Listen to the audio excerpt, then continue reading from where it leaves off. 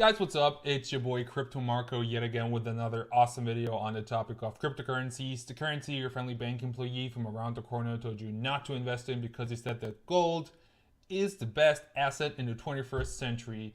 And in today's video, we're going to talk about Tether.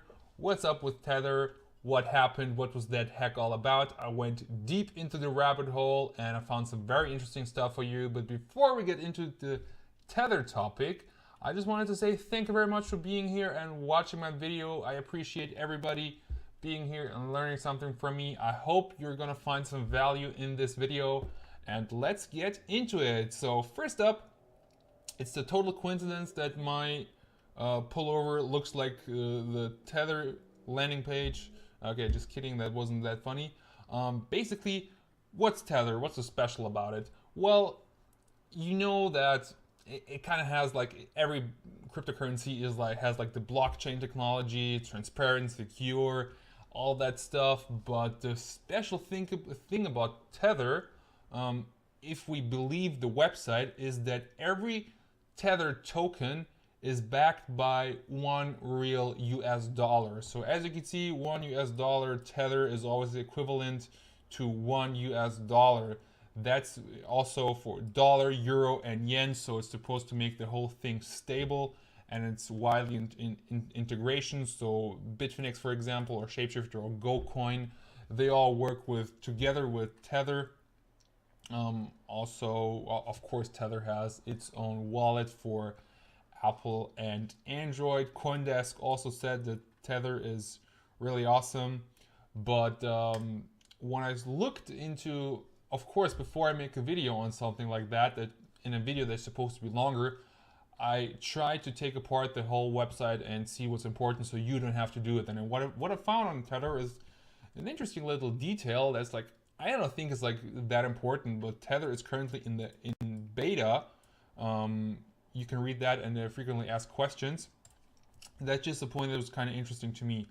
Also, when you're trying to take a look at the transparency for Tether, you can see that right now they say that they're down for maintenance, so you can't look into transparency right now, but more on that later.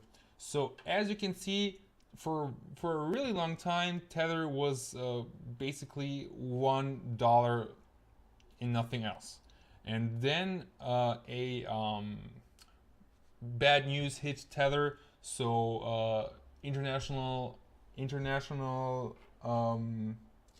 wires have been blocked for Tether, so that's when the Tether course crashed and went down to 92 cents. But right now it's like kind of at the $1 mark all the time. And as you can see, the market cap is still going up. Even though the price is the same, so that's because obviously there are just more Tether tokens in the network, so that's why the market cap is going up. And right now we're peaking at 677 million. And one of the reasons why there's such a big fuzz around Tether and why Bitcoin also crashed a few days ago is this announcement. So as you can see, critical announcement. I have highlighted all the important things. Basically, $31 million was removed from the Tether Treasury wallet on November 19th and sent to an unauthorized Bitcoin address. And they go as far as even to, they're even publicly showing the address of the attacker. So if you're in the Tether network, make sure not to accept any payments by this guy over here. And they have implemented, like, they're really serious about everything. You can see the Tether TO backend wallet service has been temporarily suspended. A thorough investigation on the cause of the attack is being undertaken to prevent similar actions in the future. And what they also have done is they have made the software downward compatibility, like they just eliminated it. So basically you can't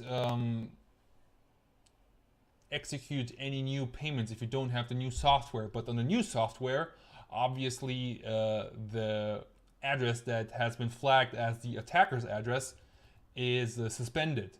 So that's a way from Tether of making sure that the person who stole all the Tether can make use of it, although who knows, maybe he already transferred it somewhere else and he doesn't care about that. We strongly urge all Tether integrators to install the software immediately to prevent the coins from entering the ecosystem. So as you can see, they're really serious about that. One other important thing that they said is integrators running this build will not accept any token sent from the attacker's address. So they're explicitly talking about the attacker's address, and basically if he still has that coin, he probably can make use of it. So let's get back on the topic to the topic of transparency. So as you can see right now, the transparency site is down, but because I have been working with search engine optimization for some time, I know how to still get a view of this page. So I just copy pasted the link into the Wayback Machine, and I got a snapshot from the 19th of November. As we know, that's the day when the hack happened. So as we can see, total assets 644 million. Although one thing that I have to say is, how do we know that Tether has 644 million US dollars in assets? So do they have like some kind of big ass safe where they put every single dollar inside? Basically the only real reason, like the only real confirmation that we could get on the assets of Tether is if a serious financial institution would do a check on them or control their assets and see if they are really there. But until then, we don't really have like some tangible proof about the assets of Tether. So although this page is called transparency, in my opinion, this is not what transparency is supposed to look like. So there have been in the past few months some shady stories going around Tether. People are not sure how secure it is, which is like kind of expected, because when a company is managing that much money and in a new field such as cryptocurrency, there are no institutions looking over that company. Of course, there's going to be some insecurity among all the people who have invested. You can also see like Tether Twitter account, nothing special. They announced the critical announcement on the 21st of September. This is just a funny picture I found. Lol crypto. Sometimes it's kind of funny, but it doesn't really contribute a lot of value in this video, I think, so I'm going to skip to the next article. So this is an interesting article from Cointelegraph on Tether that was issued on the 17th of August. And the interesting thing here is, if we take a look at the legal section from Tether, you'll see this statement that says pretty much once you have Tethers, you can trade them, keep them, or use them to pay persons that will accept your Tethers. However, Tethers are not money and are not monetary instruments. They are also not stored value or currency. There is no contractual right or other right or legal claim against us to redeem or exchange a Tether for money. We do not guarantee any right of redemption or exchange of Tethers by us for money. There is no guarantee against losses when you buy, trade, sell, or redeem Tethers. And the interesting thing here, in my opinion, that in the legal section, they're basically saying, fuck you, if we want, you won't get Tethers, like there's no guarantee for that. But then, as we saw on the landing page, stuff like secure, stable, 100% backed, transparent, it's kind of sends off a mixed message. It's kind of weird in my opinion. In the next article called Rapid Increase in Tether Supply Raises Concerns of Manipulation, Creative Accounting, which was posted one day before the hack. Another interesting thing is that in the legal terms, there is no contractual right or other right or legal claim against us to redeem or exchange a Tether for money.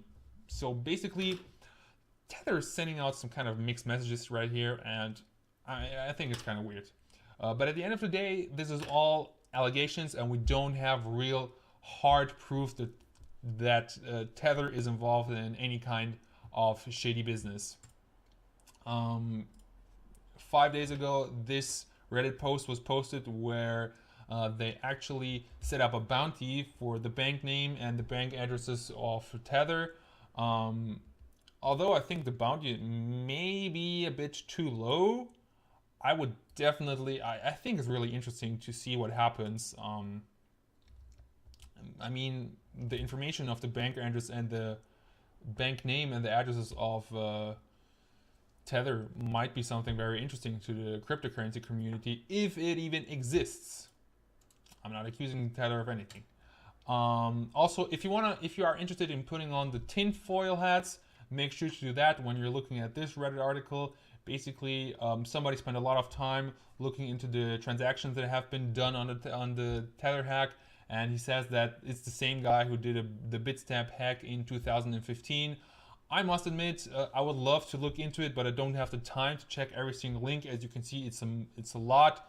So if you're interested in checking that out, go ahead and tell me afterwards what you have found. I would be really thankful, and I'll be also thank you if you leave a comment down below with some feedback or questions, because among everybody commenting, I'm giving away a small amount of Litecoin once a week. So if you want to participate, just say something nice, or I don't know, give me feedback, and you have the chance of winning Litecoin once a week. So on every Sunday during the week, I'm gonna give away a small amount of Litecoin because the fees for Bitcoin are too damn high, and obviously when I need him the most, my calendar is leaving me behind. So on the 26th of November, I'm gonna announce the winner of this week's raffle. I wish you good luck, and I wish you a lot of health and a lot of success with your trades. If you have any questions, make sure to leave it in a comment down below. If you enjoyed the video, just leave it a thumbs up. Also, if you want to see more of my content, subscribe. Although I just talk about Tether all the time, the bulk of my income is made in BitConnect. So if you want to see more on that, check out my BitConnect videos. Thank you very much for watching, and see you next time. Bye bye.